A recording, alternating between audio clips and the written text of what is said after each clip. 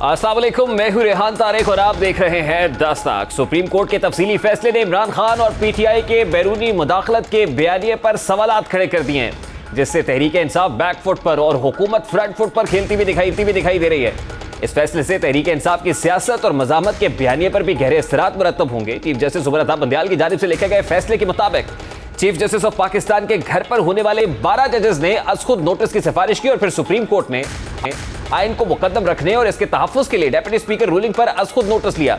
फैसले में लिखा गया है कि डेप्यूटी स्पीकर के गैर आईनी इकदाम की वजह से सुप्रीम कोर्ट मुतहर्रिक हुई। डेप्यूटी स्पीकर की रूलिंग की वजह से वज़ीर आज़म की सिफारिश पर सदर ममलिकत ने असम्बली तोड़ी, जिस पर अपोजिशन और अवाम के बुनियादी आईनी हुकूक मुतासर हुए। तहरीरी फैसले में जस्टिस उमर अता बंदियाल ने लिखा कि खुद नोटिस की कार्रवाई के दौरान बैरूनी धमकी आमेज मरासला यानी साइफर अदालत को नहीं दिखाया गया। ताहम फरीकैन ने इस हवाले से दलाइल दिए और अदालत को बुनियादी नकात से आगाह किया। सुप्रीम कोर्ट के फैसले में लिखा गया है कि साइफर के हवाले से नेशनल सिक्योरिटी कमेटी के एलामिये में बैरूनी मुदाखलत जांचने के लिए साइफर पर तहकीकात का नहीं कहा गया। सिक्योरिटी काउंसिल एलामिये में अपोजिशन जमातों के बैरूनी ताकतों के साथ मिलकर अदम एतमाद लाने का जिक्र भी मौजूद नहीं है। सुप्रीम कोर्ट ने अपने तहरीरी फैसले में लिखा कि साइफर सुप्रीम कोर्ट या किसी अपोजिशन जमात के रुकन को नहीं दिखाया गया। अदालत को अदम एतमाद लाने के हवाले से बैरूनी मुदाखलत का कोई भी सबूत नहीं दिखाया गया। बैरूनी साजिश में शामिल किसी शख्स का नाम भी हतमी तौर पर सामने नहीं लाया गया। और फैसले में यह भी लिखा गया है कि डेप्यूटी स्पीकर ने भी रूलिंग में मजीद तहकीकात का कहा। 7 मार्च को धमकी आमेज मरासला मौसूल होने के बाद भी उस वक्त की हुकूमत ने तहकीकात नहीं कराई, जबकि पीटीआई हुकूमत ने इस मामले पर कमीशन तश्कील देने की मंजूरी दी थी। कमीशन की तश्कील का फैसला उस वक्त की हुकूमत के पास नामुनासिब शवाहिद का इशारा देता है। सुप्रीम कोर्ट ने फैसले में लिखा है कि अदम शवाहिद की बुनियाद पर ही पीटीआई हुकूमत के साइफर के नेशनल सिक्योरिटी से मुंसलिक होने के मौक़िफ़ को तस्लीम नहीं किया जा सकता और साइफर पर अज खुद नोटिस लेने के पीटीआई के मुतालबे की माजी में कोई मिसाल नहीं मिलती। मुस्लिम लीग नून के दौर में इंतखाबात की तहकीकात के लिए सदर की जानिब से इंक्वायरी कमीशन तश्कील देने का रास्ता अपनाया गया।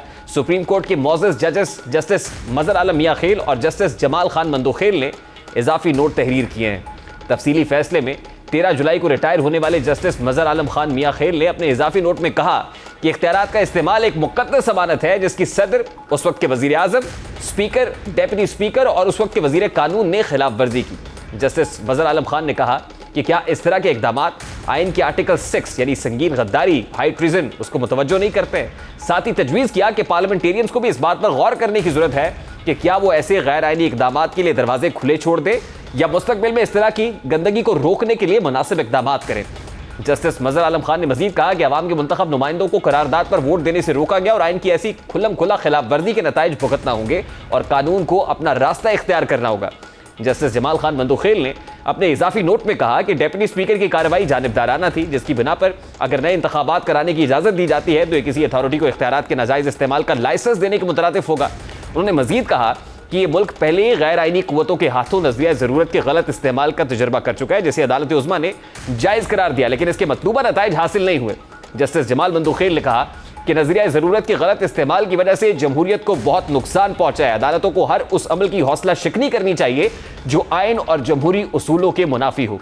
सुप्रीम कोर्ट के फैसले को तहरीक इंसाफ उस वक्त की हुकूमत के निशान वज़ीर आज़म शहबाज शरीफ ने तहरीक इंसाफ के अदम एतमाद के हवाले से सुप्रीम कोर्ट के तफसीली फैसले पर अपने रद्द-ए-अमल का इजहार करते हुए कहा कि अदम एतमाद के मामले पर मौजूद सुप्रीम कोर्ट के तफसीली फैसले ने इमरान खान के झूठ और प्रोपेगेंडे को बेनकाब कर दिया है।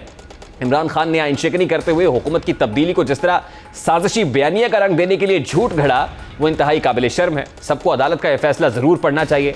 इस्लामाबाद में प्रेस कॉन्फ्रेंस करते हुए वज़ीर दाखिला राना सनाउल्लाह खान ने भी सुप्रीम कोर्ट के फैसले को खुशाइन कर कहा कि सदर, वज़ीर आज़म, स्पीकर और डेप्यूटी स्पीकर ने आइनी काम में खयानत की और फैसले के मुताबिक मुल्क के आइन के साथ फ्रॉड किया गया और साबित हो गया है कि इमरान खान अपने ज़ाती मफाद के लिए किसी भी हद तक जा सकता है। उन्होंने तो आर्टिकल 6 के तहत वफाकी हुकूमत को रेफरेंस भेजने और ट्रायल कोर्ट में मुकदमा चलाने की सिफारिश भी कर दी।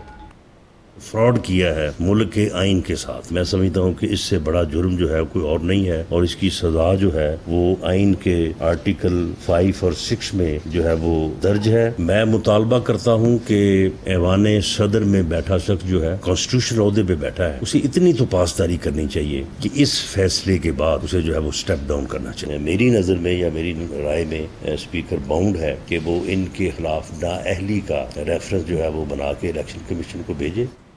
अब से कुछ देर पहले बाई इलेक्शंस के सिलसिले में कलर सैदा में जलसे से खिताब करते हुए मरियम नवाज ने भी सुप्रीम कोर्ट के फैसले पर बात की है और जलसे से खिताब करते हुए उनका कहना था कि सुप्रीम कोर्ट के फैसले ने फितना खान की सियासत को उड़ाकर रख दिया है। सुप्रीम कोर्ट ने इमरान खान को झूठा करार दे दिया है और फैसले में लिखा गया है कि इमरान खान ने आइन को तोड़ा। मेरा मुतालबा है कि उन पर आर्टिकल 6 लगना चाहिए। सुप्रीम कोर्ट के तफसीली फैसले पर इमरान खान ने भी रद्दमल का इजहार दिया। तहरीक इंसाफ के चेयरमैन इमरान खान ने डेरा गाजी खान में जलसे से खिताब करते हुए कहा कि उन्हें सुप्रीम कोर्ट के फैसले से तकलीफ हुई है। फैसले में कहा गया कि साइफर नहीं दिखाया गया। इमरान खान ने कहा कि उन्होंने वो मरासला कैबिनेट को दिखाया, सदर ने साइफर चीफ जस्टिस को भेजा ताकि उस पर तहकीकात सके। इससे ज्यादा वो क्या कर सकते थे।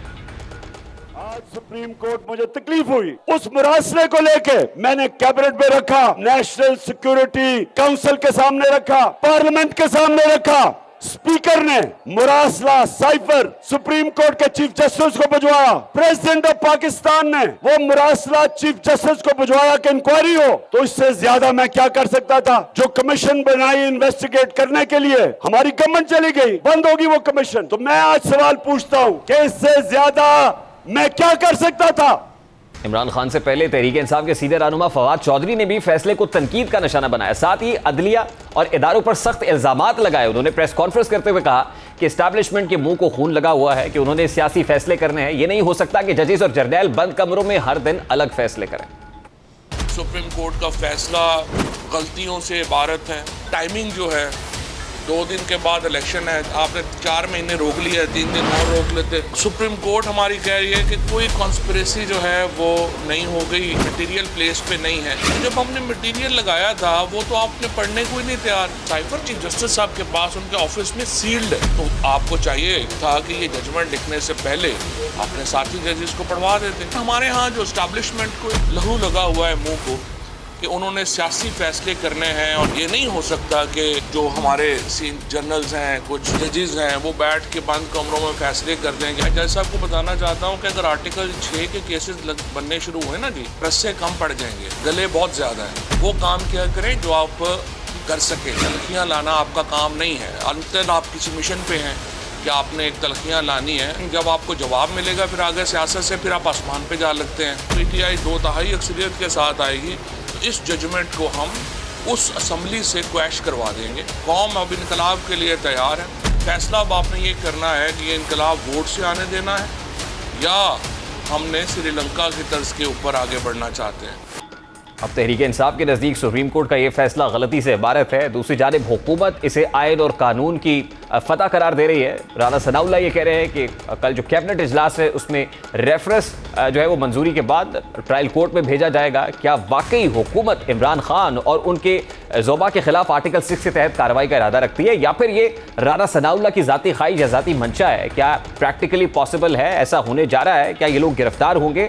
आर्टिकल 6 के तहत कार्रवाई का तरीकाकार क्या हो सकता है, बात करेंगे। सबसे पहले साबिक attorney general of Pakistan Mumtaz माहिर कानून इरफान कादिर साहब ने हमें ज्वाइन किया है। अस्सलाम वालेकुम इरफान कादिर साहब, बहुत बहुत शुक्रिया आपके वक्त के लिए। सबसे पहले तो जस्टिस मजहर आलम मियां खेल का जो इजाफी नोट है उस पर बात हो रही है, जिसमें उन्होंने कहा है कि आर्टिकल 6 का रास्ता पार्लियामान के पास मौजूद है। जस्टिस मजहर आलम मियां खेल का इजाफी नोट जजमेंट का तसलसल ही समझा जाएगा? आप समझते हैं कि ये भी जजमेंट का हिस्सा है, तसलसल है और एप्लीकेबल है? देखें, ये जो इजाफी नोट है ये तो असल में मैं समझता हूँ तायीदी नोट है, क्योंकि जो मेन फैसला है उसमें एक बहुत बड़ी एक कॉन्स्टिट्यूशन की वायलेशन पॉइंट आउट की गई है और वो अनपार्डनेबल है। और जब भी इस तरह की बड़ी वायलेशन होती है तो माजी में वो इस तरह के फैसले देखने को मिले हैं जहां सुप्रीम कोर्ट खुद कहती है कि जी आप इसमें पेशरफ्त करें। खासतौर पे पीछे भी बहुत सारे ऐसे केसेस हुए जहाँ पे सुप्रीम कोर्ट को लगा कि कुछ वायलेशंस हुई हैं और उन्होंने मुख्तलिफ जो एग्जीक्यूटिव इदारे थे उनको कहा कि आप इसमें पेशरफ्त करें। तो जब सुप्रीम कोर्ट की बहुत सी ऐसी नज़ीरें मौजूद हैं कि जहाँ उन्होंने खुद एक चीज को गैर आईनी कहा और फिर ये भी कहा कि इस पे पेशरफ्त करें, तो इस केस में क्या अमर माने है कि वो पेशरफ्त खुद नहीं करना चाहते और वो पार्लियामान की तरफ इस चीज को भेज रहे हैं, ये मेरी समझ से बाहर है। तो देखिए, आर्टिकल 6 इज अबाउट सबवर्जन और एब्रोगेशन ऑफ द कॉन्स्टिट्यूशन। मतलब ये इस्टेब्लिश हो गया कि सबवर्जन और एब्रोगेशन ऑफ द कॉन्स्टिट्यूशन हुई है इस केस में। बिल्कुल एस्टैब्लिश हो गया कि यहाँ पे कोशिश ये हो रही थी कि एक माइनॉरिटी में जो रह गए हैं जिनके खिलाफ नो कॉन्फिडेंस जो सक्सीड करने वाला है, जो माइनॉरिटी में है, जो अकलियत में है, वो चाहते हैं कि अक्सरियत को यरगमाल बना ले। तो इससे बड़ी कॉन्स्टिट्यूशनल वायलेशन क्या हो सकती है? और ये इस तरह से एक आईनी तरीके को रोकना कि ये हुकूमत में मुसल्लत रहे अकलियत होके होते हुए बावजूद के अकलियत में थे, तो ये तो बहुत बड़ी कॉन्स्टिट्यूशन वायलेशन है और ये तो बिल्कुल कॉन्स्टिट्यूशन को उठा के बाहर फेंकने के मुताबिक। इरफान साहब, आज राना सनाउल्लाह साहब ने अपनी प्रेस कॉन्फ्रेंस के अंदर ये कहा कि अदालत ने, क्योंकि जजमेंट के अंदर लिखा हुआ है आर्टिकल 6 से मुतालिक, तो ये हुकूमत पर बाइंडिंग है। मतलब क्या इसे हुकूमत पर बाइंडिंग समझा जाए, ये एक तजवीज़ है अदालत की, इसे तजवीज़ के तौर पर समझा जाए, जिसे आप ताईदी नोट कह रहे हैं जस्टिस मजहर आलम मियां खेल का? देखें, इससे ये है कि एक तो कॉन्स्टिट्यूशन वायलेशन इनको खुद भी पता है, कॉन्स्टिट्यूशन वायलेशन आइन को सामने रखे हैं तो फिर भी हुई है, और फिर अदालत ने भी उस चीज की तायीद की है, और फिर अदालत से भी ज्यादा एक जज साहब ने इसकी तरफ इशारा दिया। तो इससे तो तमाम टोटल कॉन्फ्रेंस नजर आती है कि ये तो वाकई एक मामला हाई ट्रीजन का है। तो इसलिए अदालत के कहने से तो और भी तकवीयत मिलती है इस बात को। तो लिहाजा इस चीज को देखते हुए मैं समझता हूँ राना सनाउल्लाह साहब जो है वो, उनको तो खुद ही एक्शन ले लेना चाहिए, लेकिन अब तो चूंकि अदालत भी कह रही है तो उनको देर नहीं करनी चाहिए। अच्छा इरफान साहब, आर्टिकल 6 के तहत जो कार्रवाई है वो जनरल मुशर्रफ का केस है, उसमें भी अदालत का बहुत बड़ा रोल है। ये वो केस है जिसमें अदालत ने लिखा है अपने फैसले के अंदर, तो आपको लगता है कि अब इसका जो लीगल ड्यू कोर्स है, ड्यू कोर्स ऑफ एक्शन है, वो क्या होगा? यानी कैबिनेट जो है वो रेफरेंस की मंजूरी देगी इन लोगों के खिलाफ और उसके बाद आर्टिकल 6 की कार्रवाई शुरू होगी? देखें, जनरल मुशर्रफ के बारे में जो कुछ लिखा है उस केस में तो सिर्फ वो 30-35 जजेस को उन्होंने निकाल दिया था ना कॉन्स्टिट्यूशन की वायलेशन में, कि आर्टिकल 209 को उन्होंने फॉलो नहीं किया था। वो तो एक अनकॉन्स्टिट्यूशनल एक्ट था, वो सारी कॉन्स्टिट्यूशन को तो ओवरथ्रो नहीं किया। बहरकैफ वहां पे भी इस सारी चीज के बावजूद अदलिया ने जनरल मुशर्रफ के साथ यानी किस किस्म की उन्होंने जुबान इस्तेमाल की, तो ये तो उससे बहुत बड़ी बात है। तो अगर वहां पे उन्होंने 30 जजेस पे लगा दिया, तो यहाँ तो वो पूरी हुकूमत जो है उसको चाहते थे कि वो गैर आईनी तरीके से वहां पे मुसल्लत की जाए। अच्छा इरफान साहब, लास्टली ये हाई ट्रीजन केस जब अगर वफाकी हुकूमत इसकी मंजूरी दे देती है या कैबिनेट से अप्रूवल लेने की बात हो रही है, वफाकी हुकूमत ये चाहती है कि कैबिनेट की इंडोर्समेंट शामिल हो जाए, मजीद इस केस को तगड़ा हो जाए, स्ट्रॉन्ग हो जाए, ये चलता है तो ये कितनी देर तक ये चलेगा? यानी रेफरेंस भेजने में, फिर स्पेशल कोर्ट में जाने में, कार्रवाई और हाई ट्रीजन जो है वो उसकी कार्रवाई होने तक, और उसके बाद इसके इम्प्लीकेशंस क्या होंगे इन लोगों पर? ये बड़े आराम से 2-3 हफ्तों में कंक्लूड हो सकता है। और फिर यहाँ तो वायलेशन इतनी बड़ी है और इतनी यहाँ है कि उससे वो बच ही नहीं सकते। यहाँ पे तो बचना नामुमकिन है हाई ट्रीजन से, जिन्होंने ये वायलेशंस की हैं, जिसमें कि उन्होंने वोट रेजोल्यूशन जो है उस पर नो कॉन्फिडेंस के रेजोल्यूशन पे वोट को रोक देना, ये तो बहुत संगीन वायलेशन है और ये तो ऑन रिकॉर्ड आ चुका है सारा कुछ। ठीक इरफान साहब, लास्टली क्योंकि पाकिस्तान तहरीक इंसाफ सुप्रीम कोर्ट से रुजू कर चुकी थी इस सारे मामले पर, साइफर के मामले पर जुडिशल कमीशन बनाने का मुतालबा किया जा रहा था, सुप्रीम कोर्ट के आज खुद नोटिस केस का ये तफसीली फैसला, क्या समझा जाए कि सुप्रीम कोर्ट ने तो अपनी जजमेंट दे दी? नहीं, सुप्रीम कोर्ट ने ये तो होल्ड कर दिया ना कि सारा कुछ गैर आईनी था। तो अगर अनकॉन्स्टिट्यूशनल मीन्स इस्तेमाल की जाए आइन को पसे पुश डालने में, तो ये तो आर्टिकल 6 के जुमरे में, आर्टिकल 6 पढ़ ले, उसमें साफ लिखा हुआ ये। नहीं, लेकिन साइफर के मामले पर तो सुप्रीम कोर्ट ने भी इसमें कहा है कि तहकीकात होनी चाहिए, ये मामला तहकीकात तलब है, और तहरीक इंसाफ भी सुप्रीम कोर्ट से मुतालबा कर रही है कि जुडिशल कमीशन बनाया जाए। तो आपको लगता है कि अब सुप्रीम कोर्ट को जुडिशल कमीशन बनाना चाहिए इस मामले पर? नहीं, बिल्कुल नहीं बनाना चाहिए, क्योंकि अब जो सुप्रीम कोर्ट ने फाइंडिंग दे दी है, इनको अनकॉन्स्टिट्यूशनल करार दे दिया है, इसका वो साइफर ये तो नहीं इजाजत देता आपको कि आप अनकॉन्स्टिट्यूशनल चीजें करना शुरू कर दें। यानी उसमें तो अभी ना तहकीक हुई है ना कुछ हुआ है, कोई मंतकी अंजाम को साइफर की बात नहीं पहुंची। उससे पहले ही इन्होंने इतनी बड़ी वायलेशन कर दी इस एतमाल में कि साइफर जो है जैसे वो बहुत बड़ी कोई साजिश हुई थी, जो कि बिल्कुल ही उसका तो एविडेंस ही नहीं है। या साइफर की एलिगेशन जो है उसके बाद ये गैर कानूनी और अनकॉन्स्टिट्यूशनल चीजें इस हद तक कर सकते हैं, ये तो सुप्रीम कोर्ट ने नहीं कहा। जी जी, सुप्रीम कोर्ट ने यही कहा है कि जब डिप्टी स्पीकर ने रूलिंग दी थी, डिप्टी स्पीकर के सामने भी वो साइफर का मामला पूरी तरह से नहीं था, ना सुप्रीम कोर्ट के सामने साइफर का मतन रखा गया, ना ही शवाहिद पेश किए गए जो तसल्ली बख्श शवाहिद हो या सुप्रीम कोर्ट जैसे मुतमईन हो सके। तो आपको लगता है कि साइफर का अभी बयानिया दफन हो गया बिल्कुल, या नहीं अभी इस बयानिए में जाना है क्योंकि साइफर पे प्रॉब होनी चाहिए? दफन हो गया, वो बुरी तरह से दफन हो गया। इरफान कादिर साहब हमारे साथ मौजूद थे, वो कह रहे हैं कि आलमी साजिश का बयानिया बुरी तरह से दफन हो गया। इस पर तहरीक इंसाफ का क्या मौक़िफ़ है? इस वक्त पाकिस्तान तहरीक इंसाफ के सेनेटर बैरिस्टर अली ज़फ़र साहब हमारे साथ मौजूद हैं। अस्सलाम वालेकुम अली ज़फ़र साहब, बहुत बहुत शुक्रिया आपके वक्त के लिए। तहरीक इंसाफ साइफर के मामले पर सुप्रीम कोर्ट से नोटिस लेने का मुतालबा कर रही थी। सुप्रीम कोर्ट के आज खुद नोटिस केस का तफसीली फैसला सामने आने के बाद सुप्रीम कोर्ट ने तो अपना फैसला सुना दिया है। क्या आप समझते हैं कि अब भी आलमी साजिश के बयानिए के अंदर जान है? देखें, जहाँ तक सुप्रीम कोर्ट का फैसला है उसमें तो ये नहीं लिखा कि जो साइफर का हमारा मौक़िफ़ है वो दुरुस्त है या नहीं, सिर्फ ये लिखा है कि जो जिस वक्त फैसला किया था डिप्टी स्पीकर ने, उस वक्त उनके पास ये नहीं था एविडेंस, और चूंकि सुप्रीम कोर्ट में कोई अभी शहादत उसके बारे में पेश नहीं की गई, तो उन्होंने ये फरमाया है कि हम इसके ऊपर हतमी फैसला नहीं कर सकते, इसके ऊपर इंक्वायरी होनी चाहिए। सुप्रीम कोर्ट ऑफ पाकिस्तान ने वाज़ेह तौर पर जजमेंट में लिखा है कि आप इस हवाले से शवाहिद पेश नहीं कर सके, दलाइल सामने नहीं आए, आप कोर्ट को साइफर के मामले पर मुतमईन नहीं कर सके हैं। और यह भी लिखा है कि 7 मार्च को साइफर आया, उसके बाद आपने तहकीकात के लिए क्या पेशरफ्त की? जी बिल्कुल, ये वही मैं कह रहा हूं कि उन्होंने जो सुप्रीम कोर्ट का फैसला है, उन्होंने ये कहा कि हमारे सामने चूंकि ये एविडेंस नहीं आया, ना हम इस किस्म के एविडेंस में जा सकते हैं, हम आर्टिकल 184(3) के तहत हम कोई इंक्वायरी नहीं कर सकते। ये काम है हुकूमत का, हुकूमत को इंक्वायरी कमीशन बनानी चाहिए थी, और इंक्वायरी कमीशन में ही इसका फैसला होगा कि क्या ये इसमें कितनी सच्चाई है और कितने इसमें वजन है। नहीं, लेकिन अली जफर साहब, जिस वक्त इजलास बुलाया गया तहरीक अदम-ए-एतमाद के मामले पर और वजीर कानून फवाद चौधरी साहब ने आर्टिकल 5 के तहत स्पीकर को रूलिंग देने का कहा और डिप्टी स्पीकर ने फौरन रूलिंग दे दी, उसके बाद वजीर आजम खिताब करते हैं, असम्बलियां डिसॉल्व कर देते हैं, सदर पाकिस्तान तौसीक करते हैं। ये मामला पार्लियामान में साइफर को लाए बगैर, उस पर डिबेट किए बगैर, डिस्कशन किए बगैर कैसे हो गया? ऐसे मामले पर जब डिप्टी स्पीकर खुद एक सील्ड एनवेलप पढ़ रहे थे, वो साइफर उन्होंने भी नहीं देखा था, वो भी उसके कंटेंट्स नहीं जानते थे, तो वो रूलिंग कैसे दे सकते थे?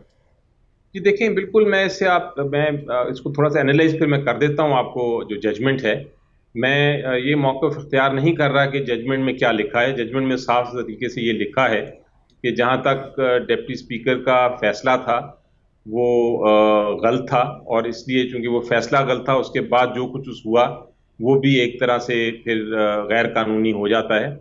यहाँ तक तो जजमेंट में लिखा है, आपने भी पढ़ी है, मैंने भी पढ़ी है। लेकिन जो आपका सवाल था स्पेसिफिक, वो ये था कि क्या साइफर वाला जो इशू है वो ख़त्म हो जाता है कि नहीं। उसका मैं जवाब दे रहा था कि सुप्रीम कोर्ट ने ये कहा है कि हमारे सामने ये ना तो ऐसी एविडेंस आया है, ना ऐसा एविडेंस आ सकता है जो इसके बारे में हम फैसला दे सकें कि सच्चाई क्या है। ये काम है इंक्वायरी कमीशन का या एक ट्रायल कोर्ट का। तो ये मामला अगर इंक्वायरी कमीशन और ट्रायल कोर्ट में जाए तो फिर ये इसका हतमी फैसला हो सकता है। इसलिए मेरा जवाब ये है, आपका सवाल था कि क्या ये इशू लाइव है अभी तक कि नहीं, ख़त्म तो नहीं हो गया, तो मेरा जवाब यही है कि इस जजमेंट में चूंकि ये लिखा है कि इस मामले को कमीशन की तरफ जाना चाहिए, इसलिए ये इशू अभी तक लाइव है। लेकिन अली जफर साहब, देखिए, डेप्यूटी स्पीकर की रूलिंग हो, उसके बाद असेंबलियां डिसॉल्व करने का एक्शन हो, ये सब कुछ तो साइफर की बेसिस पे ही हो रहा था। और अगर साइफर को प्रूव करने के लिए कोई सब्सटैंशियल एविडेंस नहीं था, कोई दलील नहीं थी, कोई शवाहिद नहीं थे, तो फिर ये सब कुछ तो ऑटोमेटिकली गैर आईनी हो गया। यानी इसकी बेसिस, इसकी ग्राउंड्स तो वही साइफर थे ना सर?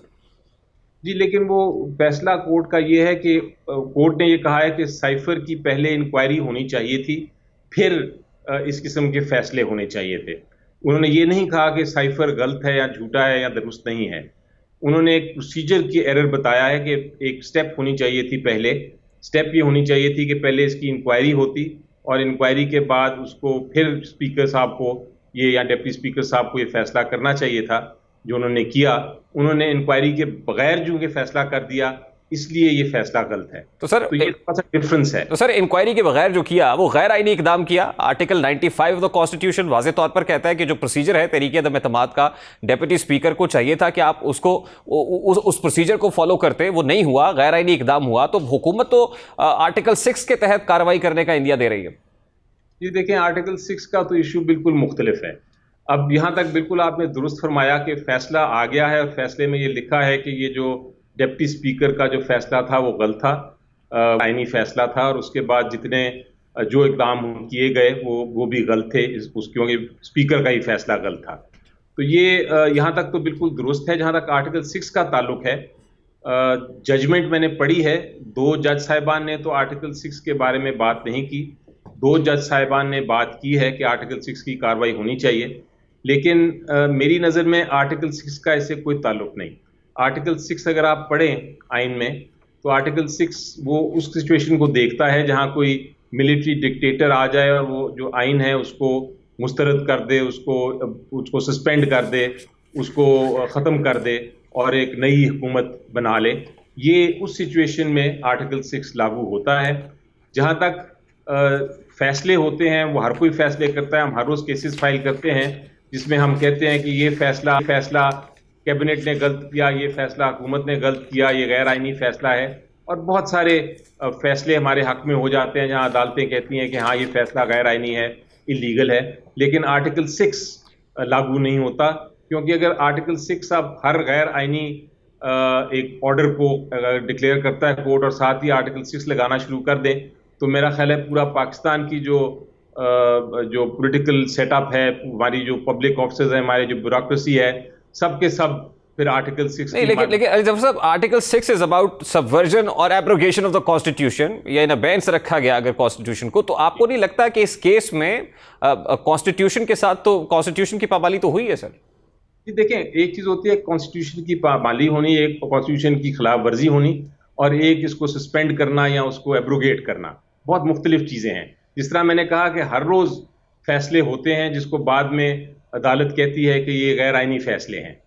पार्लियामेंट के कानून बनते हैं जिनको पार्लियामेंट के कानूनों को कह दिया जाता है, कवानीन को कह दिया जाता है कि गैर आईनी कानून है, ये फंडामेंटल राइट के खिलाफ है। लेकिन उसका ये मतलब नहीं कि पूरे पार्लियामेंट के खिलाफ या जिसने भी ऑर्डर किया हो जो गैर आईनी ऑर्डर था उसके खिलाफ आर्टिकल 6 लागू हो जाता है। आर्टिकल 6 तो हाई ट्रीजन है, वो तो बहुत एक सीरियस बात होती है। गैर कानूनी बात करना, गैर कानूनी जो एक डिक्लेरेशन होना, उस पे आर्टिकल 6 लग ही नहीं सकता।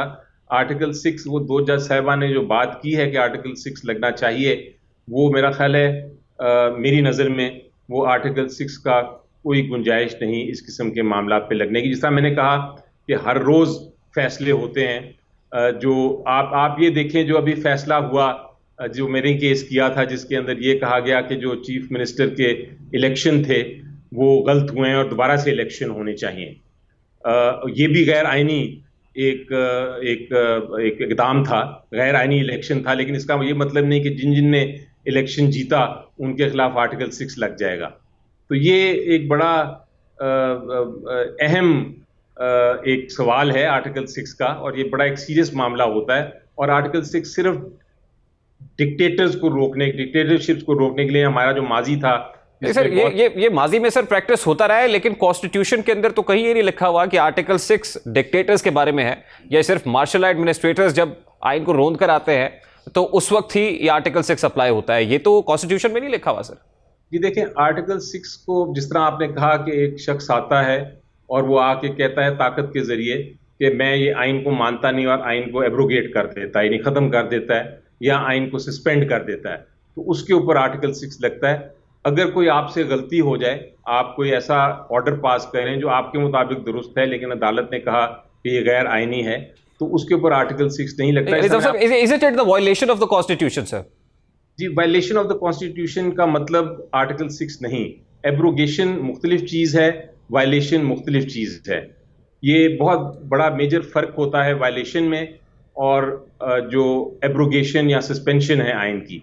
एब्रोगेशन और सस्पेंशन का मतलब है कि आप आइन को ख़त्म कर देते हैं, आप एक नया ऑर्डर ले आते हैं, आप अदालतें ख़त्म कर देते हैं, आप कहते हैं कोई फंडामेंटल राइट्स नहीं, मैं ज़ोर के ताकत के ज़रिए मैं सस्पेंड कर देता हूँ, या मैं इसको होल्ड इन अबेयंस कर देता हूँ, या मैं इसको एब्रोगेट कर देता हूँ, ख़त्म कर देता हूँ। ये इस किस्म के मामला पे वो डील करता है जहाँ आपकी, जिस तरह मैंने कहा, मैं आज अगर कोई पब्लिक ऑफिस होल्डर हूँ, मैं कोई मिनिस्टर हूँ, मैं कोई ऐसा पास करता हूँ ऑर्डर जो कि चैलेंज होता है, मैं अपॉइंटमेंट कर देता हूँ किसी की, और वो चैलेंज होती है और वो अदालत कहती है कि गैर आईनी तरीके से मैंने ये अपॉइंट किया, मैंने आइन की खिलाफ वर्जी की है, उसका ये मतलब नहीं होता। नहीं, लेकिन अली जफर साहब, इसमें आर्टिकल 95 तो कॉन्स्टिट्यूशन को इन अबेंस नहीं रखा गया, अपहोल्ड नहीं किया गया, उसको रोककर फिर कार्रवाई की गई। आर्टिकल 5 कैसे एक्सरसाइज किया डेप्यूटी स्पीकर ने, मतलब ये सब आपको नहीं लगता एब्रोगेशन ऑफ द कॉन्स्टिट्यूशन के ज़िम्मे में आता है, जैसा कि आप कह रहे हैं? एक प्रोविजन की खिलाफ वर्जी करना और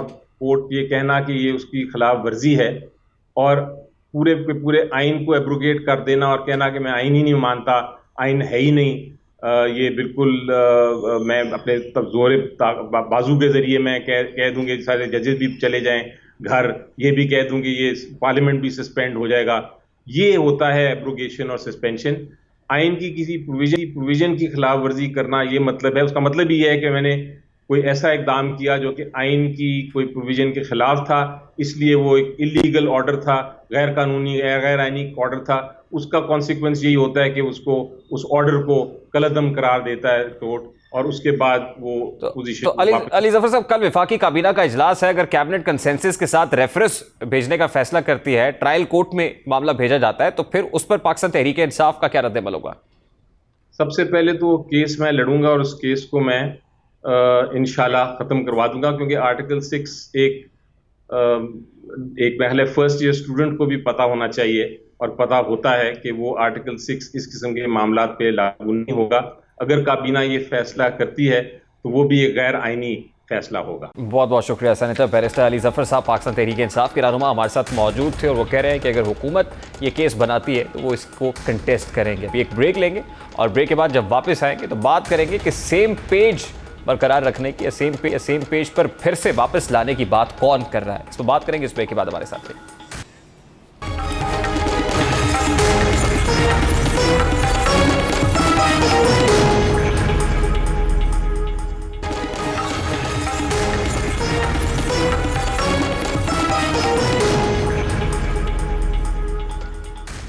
वेलकम बैक। पंजाब में ज़िमनी इंतखाब का मार्का हतमी मराहिल में दाखिल हो गया है। इदारों पर दबाव बढ़ाने की सियासत भी की जा रही है, तो दूसरी जानिब से जवाब भी आ रहा है। सारे मामले पर बात करेंगे, लेकिन उससे पहले सीनियर एंकर पर्सन तजियाकार आसमा शिराजी साहिबा ने भी ज्वाइन किया है, उनसे बात करते हैं। अस्सलाम वालेकुम आसमा शिराजी साहिबा, बहुत बहुत शुक्रिया आपके वक्त के लिए। सबसे पहले तो बड़ा सादा सा सवाल है, क्या वाकई हुकूमत आर्टिकल 6 के तहत मुकदमा चलाने का इरादा रखती है?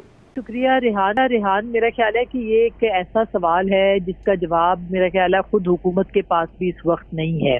इसीलिए हुकूमत राना सनाउल्लाह हो या ख्वाजा साहब हो या जो बाकी जो दीगर ज़ुमा हैं उनके, वो ये कह रहे हैं कि पार्लियामान फैसला करेगी कि इसके ऊपर, इन मामलात के ऊपर या इस मसले के ऊपर जो कि आर्टिकल 5 और उसके बाद फिर आज जो कल रात को जो तफसीली फैसला जारी हुआ है जिसमें कहा गया था कि डिप्टी स्पीकर ने गैर आईनी कदम उठाया था एक आईनी काम को रोकने के लिए, वो सब ये बार बार कहते रहे कि आइन की सरबुलंदी चाहिए, और जनाब मुशर्रफ जो कि डिक्टेटर थे उनके खिलाफ आइन शिकनी का मुकदमा भी पाकिस्तान मुस्लिम लीग नवाज के दौर में शुरू हुआ था।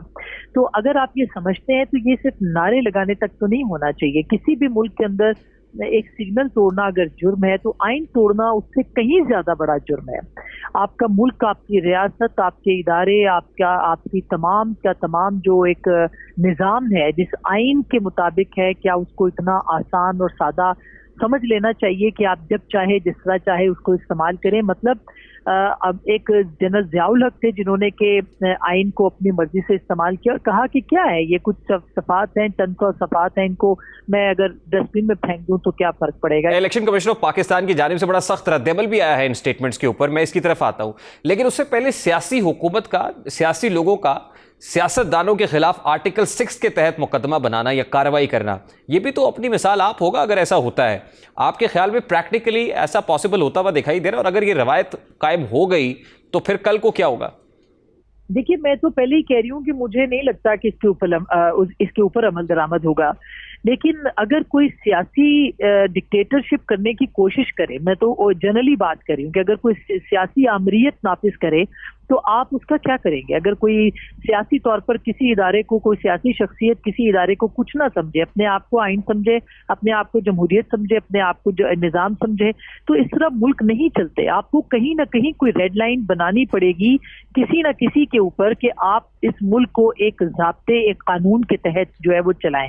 अगर आपने ये इजाज़त आज दे दी कि हर कोई अपनी मर्जी से आइन को, कानून को इस्तेमाल करता रहेगा, मसलन उस दिन क्या हुआ था, अगर आप थोड़ा सा अपने नाज़रीन को पीछे ले जाएं और उनको दिखाएं और उनको बताएं कि उस दिन क्या था। एक अदम एतमाद के ऊपर वोटिंग होनी थी, आखिरी दिन था, ये वोट नहीं करवा रहे थे, सुप्रीम कोर्ट ने बाउंड किया था कि आप आइन पर अमल दरामद करते हुए जो आपकी जो अदम एतमाद है उसके ऊपर वोटिंग करा दें। और वोटिंग कराने से क्या फर्क पड़ना था? अगर इमरान खान साहब अपनी मेजोरिटी लूज कर रहे थे तो उससे क्या हो जाना था? लेकिन हर सूरत रोड़े अटकाए गए और आखिर में फिर आपने देखा कि जब वहां पे कैदियों की वैन आ गई, जब प्राइम मिनिस्टर हाउस के बाहर कैदियों की वो वैन आई और खबरें चलना शुरू हुई, तो इमरान खान साहब ने कासिम सूरी साहब को भेजा और कासिम सूरी साहब ने एक ऐसा आईनी अमल जो कि रोका नहीं जा सकता था उसके ऊपर रूलिंग दे दी कि चूंकि एक गैर मुल्की साजिश हुई है लिहाजा हम इस कार्रवाई को मुअत्तल करते हैं। और उसके बाद उन्होंने अपना जो सेशन था वो कॉल ऑफ कर दिया और उसके बाद आप देखिए कि इमरान खान साहब ने सदर साहब को भेजी हुई समरी जो है उसके ऊपर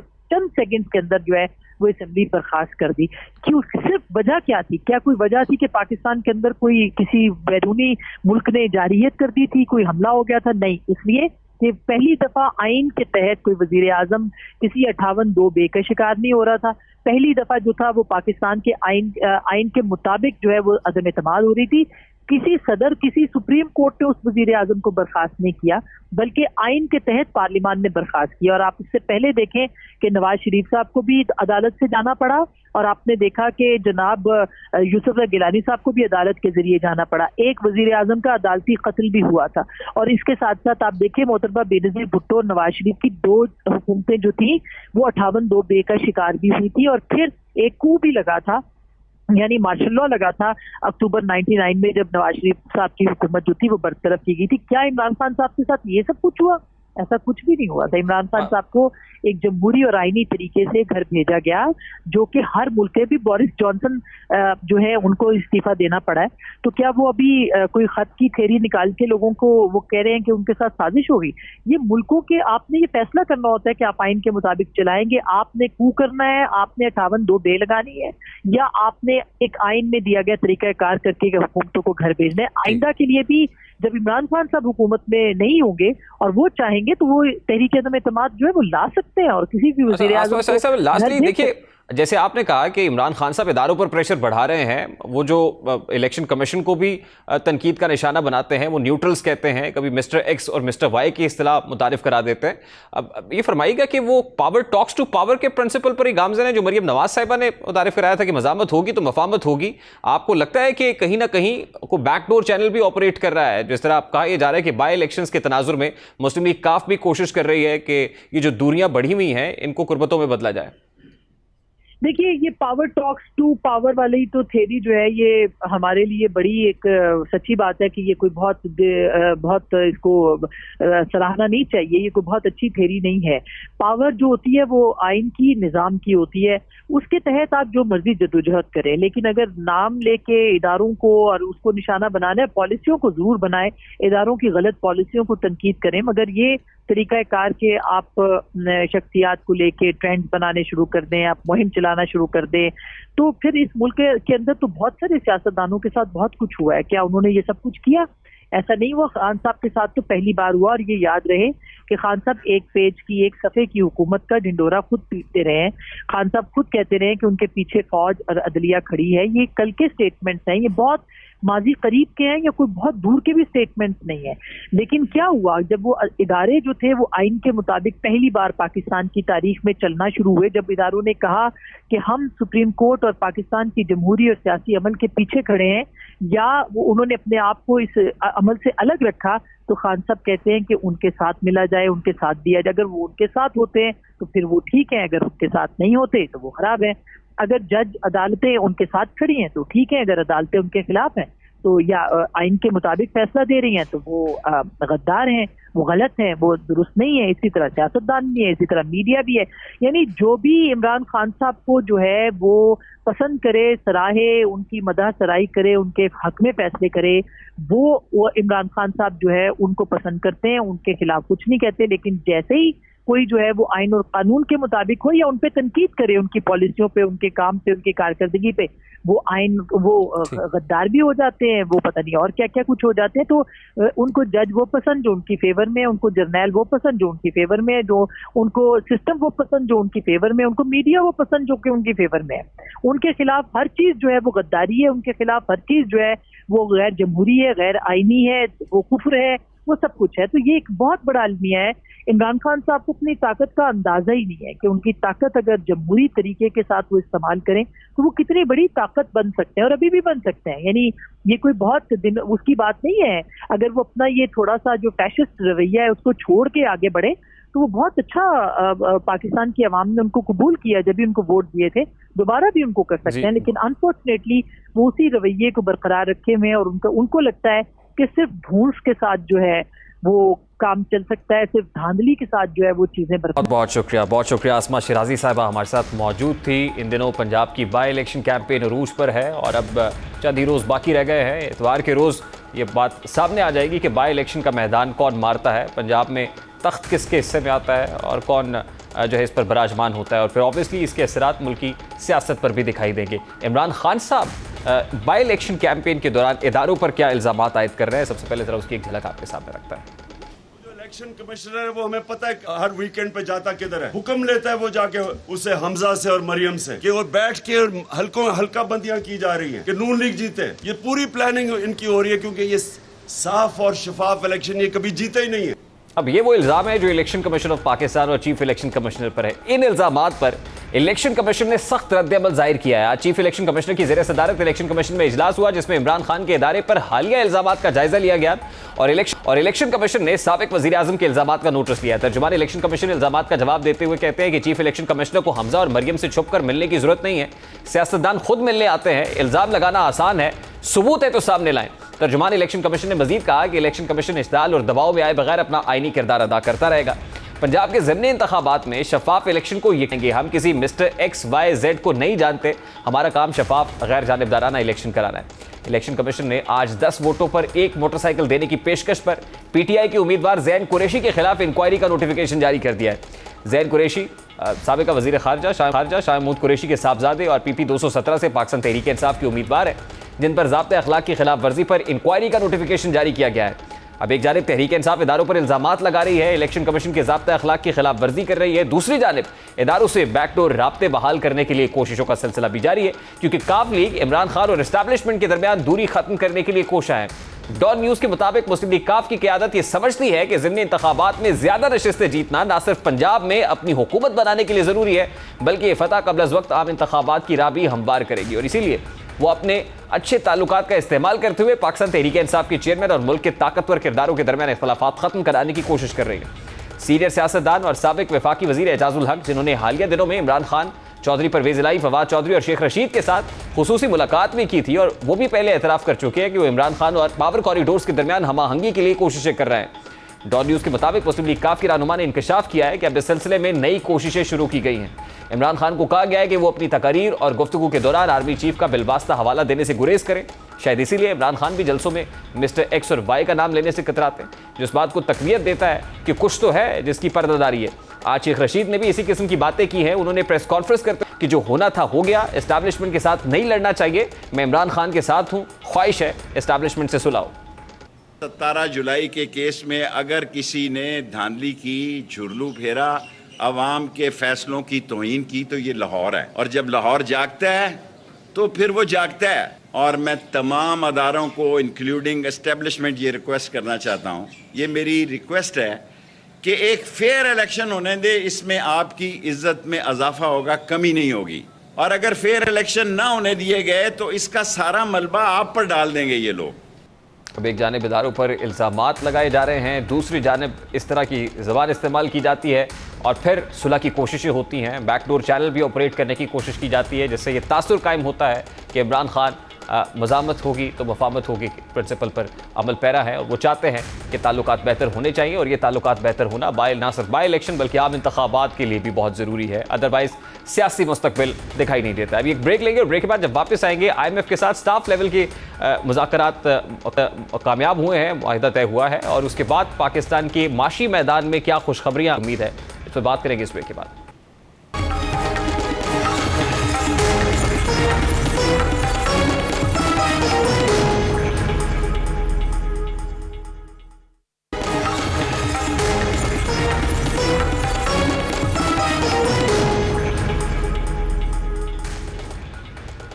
वेलकम बैक। पाकिस्तानी मईशत पर छाए गहरे बादल छट गए हैं। IMF से स्टाफ लेवल मुआहिदे के बाद मईशत संभलने के इम्कानात भी रोशन हो गए हैं। स्टाफ लेवल मुआहिदे की तस्दीक खुद IMF ने भी कर दी है जिसपे कहा गया है कि $6 अरब के कर्ज की सहूलत के लिए पाकिस्तान के साथ 7वें और 8वें जायजे पर अमल की सतह पर मुआहिदा तय पा गया है। साथ ही IMF ने कहा है कि यह मुआहिदा इसके एग्जीक्यूटिव बोर्ड की हतमी मंजूरी से मशरूत है। $1 अरब 17 करोड़ की किस्त मिलने के बाद प्रोग्राम के तहत कुल अदायगी तकरीबन $4 अरब 20 करोड़ तक पहुंच जाएगी। IMF ने अपने एलामिये में साबिका हुकूमत के गलत फैसलों का भी पोस्टमार्टम किया है। IMF की जानिब से जारी किया गया है कि आलमी महंगाई और अहम फैसलों में ताखीर से पाकिस्तान के ज़र मुबादला के ज़खायर कम हुए। जायद तलब के सबब मईशत इतनी तेज तर हुई जो बड़े माली और बैरूनी खसारे का बाइस बनी और अफराते ज़र में इजाफा हुआ। IMF ने वाज़ेह किया है कि इससे पहले तयशुदा मंसूबे के कमज़ोर नफाज की वजह से पाकिस्तान के पावर सेक्टर के गर्दिशी कर्जों का बहाव माली साल 2022 में नुमाया तौर पर बढ़कर तकरीबन 850 अरब रुपए तक पहुंचने की तवक्को है। IMF ने अपने एलामी में कहा कि पाकिस्तान को 1 अरब और 17 करोड़ डॉलर दस्तयाब होंगे, ताहम पाकिस्तान को हालिया बजट पर सख्ती से अमल करना होगा। IMF का मजीद कहना है कि सूबों ने बजट खसारे को महदूद रखने के लिए यकीन दहानी कराई है। एक्सपोर्ट रीफाइनेंसिंग स्कीमें शरह सूद से मुंसलिक रहेंगी। करप्शन कंट्रोल करने के लिए पाकिस्तान में इलेक्ट्रॉनिक जो एसेट्स हैं जाहिर करने पर काम हो रहा है, इलेक्ट्रॉनिकली उनको रिवील किया जाए। हुकूमत पाकिस्तान नैब समेत एंटी करप्शन इदारों की असर अंगेजी बेहतर बनाने के लिए काम करेगी। IMF के मुताबिक आलमी हालात के तनाजुर में पाकिस्तान को इजाफी इकदामात के लिए भी तैयार रहना होगा। अब IMF के साथ स्टाफ लेवल एग्रीमेंट के बाद जो एग्जीक्यूटिव बोर्ड है उसका फाइनल अप्रूवल आ जाएगा, लेकिन इम्कानात रोशन हो गए हैं कि जो इंटरनेशनल क्रेडिटर या इंटरनेशनल लेंडर्स हैं, जिसमें वर्ल्ड बैंक है, जिसमें एशियन डेवलपमेंट बैंक है, उनकी तरफ से जो कर्जाजात की सहूलत रुकी हुई थी, अब जो ब्रेक लगी थी, फाइनली वो भी ओपन हो जाए, फाइनेंसिंग शुरू हो जाएगी, जिससे पाकिस्तान के माली हालात मुस्तहकम होंगे। शायद यही वजह है कि मार्केट सेंटिमेंट भी एकदम से पॉजिटिव हुआ है। डॉलर की कदर में गिरावट हो, रुपए की कदर में बेहतरी हो, स्टॉक एक्सचेंज में तेज़ी देखी गई। आज KSE 100 इंडेक्स जो है वो 200 पॉइंट्स उसमें इजाफा देखा गया। शायद ये वजह है कि आज वज़ीर आज़म शहबाज शरीफ भी कौम से अहम खिताब करने जा रहे हैं। वज़ीर आज़म ने यह फैसला किया है कि वो कौम को एतमाद में लेंगे और इम्कान जाहिर किया जा रहा है कि तेल की कीमतों में कमी का ऐलान खुद वज़ीर आज़म करेंगे, क्योंकि वज़ीर आज़म शहबाज शरीफ इब्तदाई से तेल की बढ़ती हुई कीमतों पर ये कहते रहे हैं कि दिल पर पत्थर रख के उन्हें सख्त फैसले करने पड़ रहे हैं, मगर आज जब मईशत में बेहतरी के इम्कानात रोशन हुए हैं, कुछ अच्छी खबरें सामने आना शुरू हैं, तो वज़ीर आज़म भी ये फैसला कर चुके हैं कि वो कौम को एतमाद में लेंगे। एक तरफ वज़ीर आज़म ये कह रहे हैं, दूसरी तरफ आज ही खुद मिफ्ता इस्माइल जो फाइनेंस मिनिस्टर हैं, उन्होंने भी इस बात की नवीद सुनाई है कि 15 जुलाई का इंतज़ार नहीं करना पड़ेगा, बल्कि हो सकता है आज शाम में ही पेट्रोलियम मसनूआत की कीमतों में कमी का ऐलान कर दिया जाए, जिसकी तौसीक इस बात से हो रही है कि शहबाज शरीफ साहब आज खिताब करने जा रहे हैं। मिफ्ता इस्माइल साहब ने क्या कहा है, ज़रा उसकी एक झलक भी आपके सामने रखते हैं। पेट्रोलियम की समरी मैच पे आ गई है। मैं थोड़ी देर में समरी प्राइम मिनिस्टर साहब के पास भिजवा दूंगा, फिर वो जो फैसला फरमाएंगे वो हो जाएगा। पेट्रोल में भी कमी आएगी, डीजल में भी कमी आएगी, केरोसिन में भी कमी आएगी और लाइट डीजल ऑयल में भी कमी आएगी। चारों चीज़ों में कमी आएगी। वज़ीर आज़म साहब जो भी फैसला फरमाएंगे इम्प्लीमेंट होगा। अब तजवीज़ दी जा रही है कि पेट्रोल की कीमत में 18 रुपये फ़ी लीटर कमी की जाएगी, जबकि डीजल की कीमतों में फ़ी लीटर 24 रुपये की कमी की जाएगी। देखना यह है कि आलमी मार्केट के अंदर तेल की गिरती हुई कीमतों का असर आम पाकिस्तानी तक किस हद तक कितना ट्रांसफ़र किया जाता है। आज जब वज़ीर आज़म शहबाज शरीफ ऐलान करेंगे तो उसमें तेल की कीमतों में कितनी कमी का ऐलान किया जाएगा और क्या IMF इससे राज़ी होगा, IMF को इस पर कोई एतराज़ नहीं होगा, इस बारे में भी फराज वाज़े कर चुके हैं कि IMF को इससे कोई प्रॉब्लम नहीं है। दूसरी तरफ पाकिस्तान तहरीक इंसाफ इस पर तनकीद कर रही है, वो IMF के इस एग्रीमेंट को भी झूठ का पलंदा करार दे रही है। ज़रा क्विकली अगर प्रोड्यूसर आप दिखा सके कि शीरी मज़ारी ने इस पर क्या रद्द-ए-अमल दिया। IMF से अभी तक कुछ नहीं उन्हें मिला, लोगों को पीसते जा रहे हैं बढ़ती कीमतों से, लेकिन IMF से अभी कुछ ना मिला। तो मुझे नहीं समझ आती, पूरे मुल्क की मईशत को तबाह करके, मुल्क को तबाह करके ये IMF से क्या लेंगे? अमेरिका की गुलामी मिलेगी? ये हमें नहीं मंजूर।